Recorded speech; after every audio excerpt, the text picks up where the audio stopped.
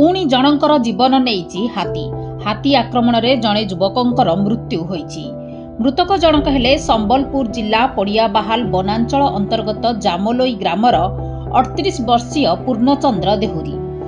गतकाली रातिरे पड़ियाबाहाल वनांचल अंतर्गत जामलोई ग्रामर नुआबंध निकटरे एक हाथी पल फसल नष्ट करुथिबा ग्रामवासी खबर पाइथिले।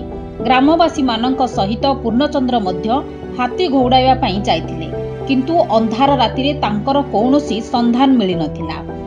तेबे आज सकाळ 6टा समय तांकर क्षत विक्षत रक्त जुड़ुबुड़ू मृतदेह नुआबंध निकटरे पड़िथिबा ग्रामवासी देखिथिले। रातिरे हाथी तांको आक्रमण करी दली देइथिबारु तांकर मृत्यु होइथिबा कुहा जाउछि। खबर पाई पड़ियाबाहाल वनांचलर वन विभाग टीम घटनास्थल में पहुंची।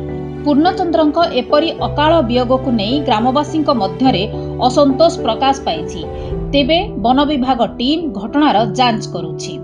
संबलपुर नवीन दासक रिपोर्ट, खबर ओडिशा।